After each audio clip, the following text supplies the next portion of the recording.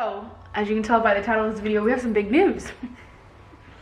But it has a lot of backstory, so we're going to kind of tell that story now. Avery is not here with us tonight. She's with my mom. It's currently Thanksgiving break. It's Sunday night, so she's with my mom and dad hanging out. We just got the funniest video of her. She's like rolling around on the couch. She had static all in her hair. But anyway, we are already missing her. But we're going to take this time, the next couple days, to get a lot done, like put up our Christmas lights. We finished decorating our Christmas tree today. We're not technically at the stage in family Christmas life where you have like a bunch of kids ornaments. It's still like, wouldn't you say it's more like a decor tree and not really like a family ornament tree yet? Like when I was growing up, and you have it at your house too, because I've seen all the ornaments. It's like things you made at school and ornaments that were given to you. And while we have a little bit of those, we're still like building up to that. We did get Avery some of her own ornaments this year. Maybe. Like this is a little plastic nutcracker, mostly so she could move these around, but would leave the rest of them alone. We'll see how that works out though. It might not. Yeah. Between her and the cat, we had to like wire the Christmas tree to the wall. Yeah, the tree is baling wired to the wall. Yeah. Anyway, that's not what this video is about. We didn't even really know how to start this video, and this video is probably going to be just a kind of like a mess, and I'm gonna have a lot of interesting times editing it. But do we just want to come out and say it like 1, 2, 3? We're okay. Ready? No funny business, because I know you. What were you gonna say? What do you think I was gonna say? I don't know. Okay, ready? 1, 2, 3. We're pregnant! I'm sure that's what you thought when you saw the thumbnail and the title. Sorry for clickbaiting you. That is not the case. I am not pregnant. Okay, so for real. 1, 2, 3. We're doing foster care. Okay, so we have been really excited. Well, okay, we have a whole lot of backstory to talk about this. I'm hoping that this is not a super long video, but I guess I should start from the beginning. I've known that I wanted to do foster care for a long time. I don't know the exact age. Definitely when I was like in college, I used to follow, still do, some people on YouTube that were foster parents, and I was really interested in that. I had a friend growing up when I was in middle school, and her parents were foster parents, and I just always thought that that was kind of interesting. And then as I've gotten older, the interest has grown and grown and grown, and I've kind of always known that this would be part of our story. And Robbie, on the other hand, do you want to kind of explain your part of it? Like what you originally were thinking? When I first said to you, like, I want to do foster care, this was like maybe a year ago. I don't know, it's been a while. Yeah, I was surprised, I guess.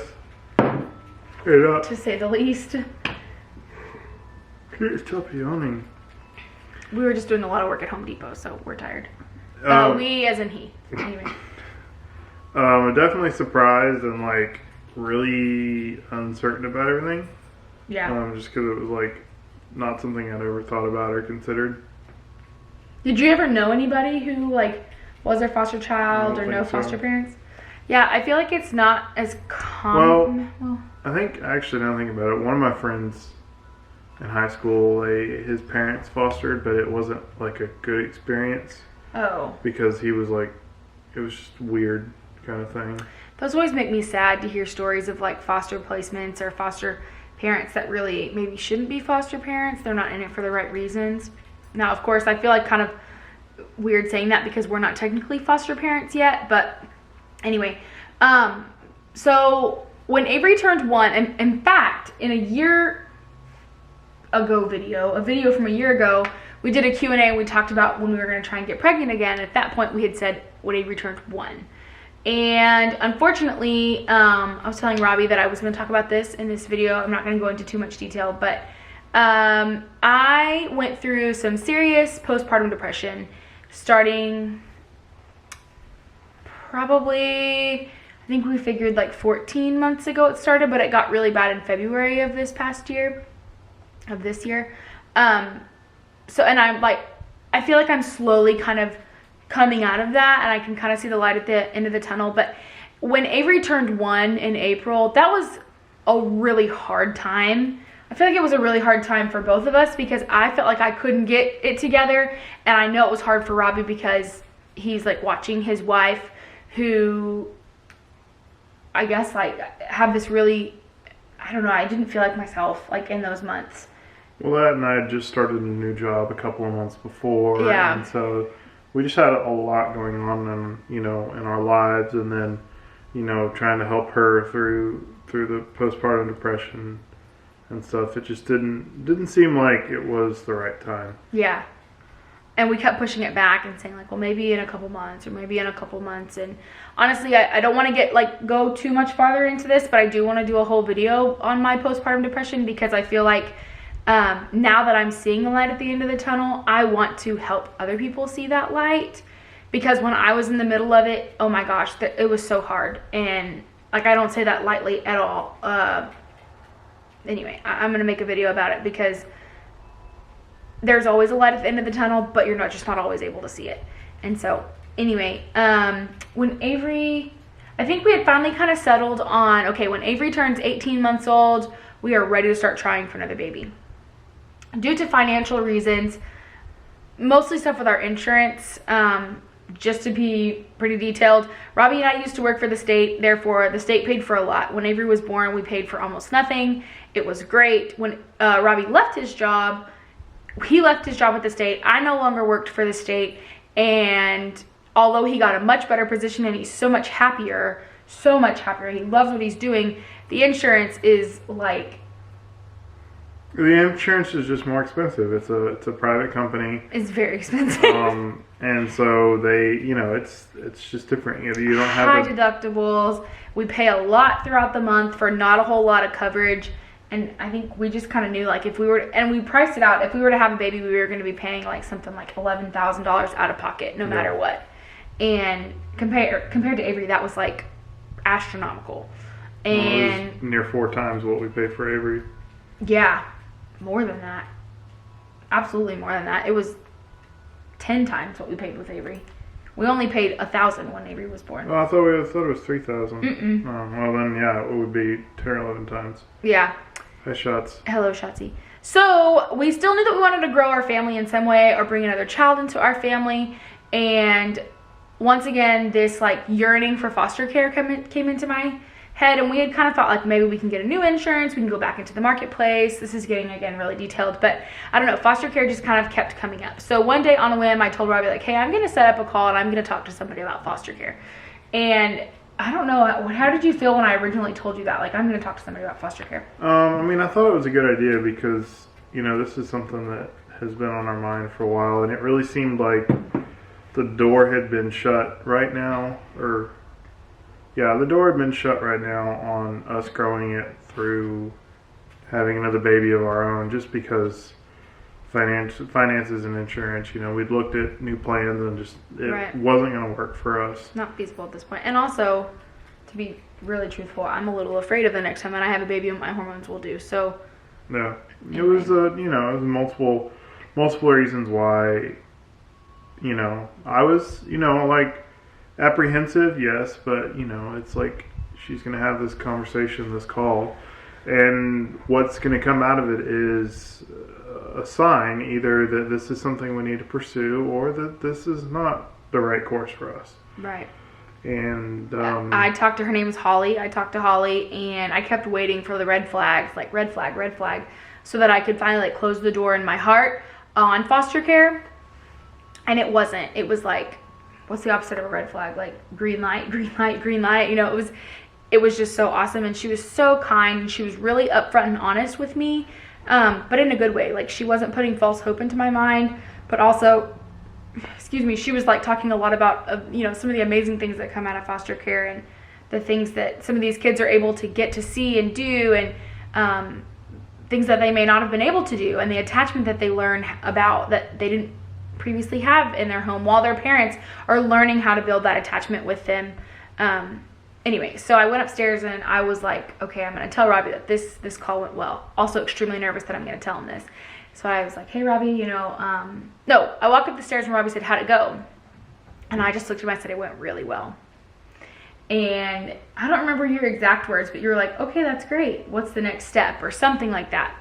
And we started, like, the lady sent me the paperwork to get the Holly sent me the paperwork to get started, like the first steps, and I think we filled it out like that day or the next day and sent it in. And that was in the beginning of October. Well, didn't we need something notarized? Oh yeah, we had to get something notarized. So it took us a couple of days to do that.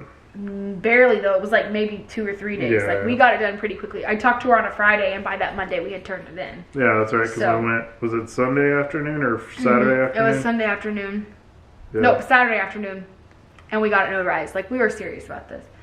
So ever since then, we have started training. We've done all of our online trainings. We've done our in-person trainings. We've done our background checks. We've done our TB tests, fingerprints. I mean, we've done like everything. The only thing that we have to do is submit like 2 last things, and they just need to be submitted.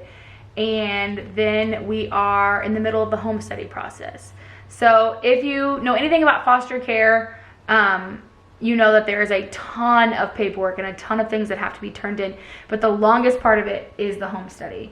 It is pages and pages and pages and pages of very personal questions asking you about your upbringing, about you and your spouse's relationship, what kinds of things y'all fight about, what would be something that would cause y'all to like divorce. I mean, it's like super in-depth questions. So once you've filled all that out, you submit it, and from what I can understand, they will then come out to our house and interview us and ask us some of the same questions just to kind of like get a better feel and make sure that there's not like lines crossing.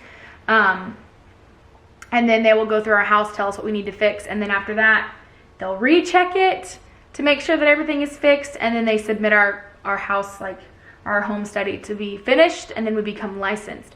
So originally, we had been thinking we'd be licensed around Avery's second birthday. Whew, she's already 1. She's getting closer to 2. Cannot believe that. And so when I talked to Holly last, like a couple weeks ago, I was like, hey, so are we still on track? You think we'll be done by Avery's second birthday in April? And she's like, oh, yeah, way before then. And something she said, or maybe she told me this right out, but for some reason, I have in my mind January. That might be like the month. I don't know why I have that in my head. If she told me that or if she said something, I don't know, but January is what stuck in my head. Well, I think she said if we keep going at the rate we are, that we could probably be licensed by January. Jeez. I think is what she said. Yeah. If I remember the conversation correctly. That sounds about right. And honestly, that's like a month and not even a month and a half. That's like 6 weeks away. Oh, it's exciting, but also super nerve-wracking. Well, I'm also super excited, and I think it's great that it's a January time frame, because in January the company goes to an uncapped leave policy, which means that That's so nice. with Texas State, I didn't really worry about how much time I had or anything like that, because like I had like something like 200 hours of sick leave and like I don't remember, it was like 100 and something hours of like vacation time. I mean, I hardly ever took sick time. That's why I had a crap load of it. And He's so, never sick, knock on wood. yeah, thanks. I just got done with the stomach bug, so hopefully I didn't just jinx him, like give it to him. Anyway. And so like going to this new company where, you know, it's just different time structures and it's more of a startup mentality. So, you know, they didn't give us a lot to start with, which is okay. You know, that's just the way they set things out. But they're moving to an uncapped policy, which you can cut all this out. Like, this doesn't need to be in the video. No, but it is nice because one of the things that was so awesome about Robbie working from home from the time Avery was born until forever was that he was here for everything. And now, especially with from what we have been told about kids when they come into care, there's going to be a lot of appointments and things. And so the fact that Robbie will have that leave that he can take to either take the child to the appointment or watch Avery while I take the child to the appointment, or, you know, take the day off to hang out with whatever, you know, he can do that. And I'm super proud of him because ever since we have started training, he is like back to back finishing trainings and like more and more excited about it, like each time I talk to you about it. And it makes me feel good to know that he's not just like doing this because I want him to do this or because I'm really excited about it. Like, he truly wants to do it too. Oh, do you want to talk about the age that we're doing? Yeah, so we decided, well, you decided and I agreed. So we decided. You're making me sound like a tyrant. Like, whatever I say goes. No. Break. Yeah, we decided that we wanted to keep birth order. Just, you know, Avery's Avery's our first kid, and we just kind of want to keep that order. We want her to always be the oldest. We think she's going to make a really great big sister. She's, awesome. We love her to death. And so, we wanted her to be the oldest, to have that. She was born into that role. Yeah. And I don't want to not necessarily take that away from her, but yeah, we want to let her keep that role. Yeah. So. Yeah, it just kind of, I don't know, helps with pecking order, I guess, or whatever. So yeah, I guess, I know we said 0 to 2, but if we... They're keeping us 0 to 2, but Holly, our licensing specialist, I think is what she's called, she will only call us for children that are under the age of 18 months. So technically we're 0 to 2, because if we weren't 0 to 2, we'd be 0 to 1, and they couldn't call us if they had a 13-month-old, and we'd be totally fine with that. However, we've been kind of led to believe that a lot of the placements that we'll receive will be kids that are born addicted to drugs, just to put it very frankly, that a lot of the placements that they receive are babies that come out of the hospital, possibly out of the NICU, because they were born addicted to cocaine, meth, heroin, something like that. So they are born with something called NAS, neonatal abstinence syndrome, and they're born into a hard time. They're born in constant pain. They're born having seizures. They're born constantly shaking. They're born coming off of withdrawals. They have to be put on morphine a lot of times, depending on what they're withdrawing from. It can mess with them neurologically. It can mess with their nerves. So they're born without a fighting chance. And so these kids need lots and lots of love, obviously, like any child does, but they need a whole lot of around the clock care, which is terrifying for us, to be really honest. Selfishly, we enjoy sleeping, and when Avery was little, that was the hardest part. Oh crud, those nights when she really wasn't sleeping all that much. Avery also had acid reflux like crazy, so it was hard to get her to go back to sleep at night. But that's one thing that we're worried about. However, we can get through that, and I know we've got a support system too. Oh yeah, if we need to say, hey, we need 3 hours of sleep. Can you come over and watch her? Watch him or her for 3 hours. We've got people that will drop everything at the drop of a hat. We'll be like, all right, we'll be there in an hour. Right, exactly. His parents, my parents, a lot of people at the church have been willing to take the classes in order to become babysitters for us. So that's really special. It's amazing. And so it's definitely intimidating, to consider that, but at the same time, as Mallory said, these are kids that they didn't have. They weren't even born with a chance. Yeah, they were born on the back foot, and life's already throwing them punches. And to be able to be there for them, to turn that around, is intimidating on one hand, slightly terrifying, but also it hurts your heart to think about these kids and what they've gone through, and they're not even born yet and what they've gone through. Right. And so, I think we both really feel that it's a calling to help. Right. And we know it's going to be hard. Heck yeah, we know it's going to be hard, but yeah, I don't know. We just feel like we're really called to this. So, I'm trying to think if there's anything else. We have to start getting the nursery ready because Avery's still in her crib. So we have to start getting the other room ready as a nursery. We're losing our guest bedroom, but I think it's so worth it. Oh, that's the other thing we didn't talk about. So we are becoming licensed foster to adopt. However, that doesn't mean that we'll be only fostering children that are adoptable. Yeah, that's kind of a terrible word, but available for adoption, meaning that their parents' rights have already been terminated. We are going to become licensed foster to adopt parents in the case that we foster a child that 18 months down the road, parents' rights are terminated, and that child is then available to be adopted. Of course we would take that child. Of course we wouldn't be able to say, well, no, sorry. Obviously we haven't done it, but I think if you've had a child in your life for 18 months, I think you feel like you have to. So There is a possibility that we'll be adopting in the future, but that's not the sole reason that we're doing this. We're doing it because we feel like we're called to it, and it's something that we know we can provide the love and the space. And anyway, so anything else? I don't think so. Follow us on this journey. I feel like this channel has had so many different things, like weight loss, Optavia, pregnancy, marriage, now foster care. So follow us on this journey. Just Mallory in the making. Yeah, well, I should change it to like Sarvis in the making, but it doesn't like have the ring to it, you know? Yeah.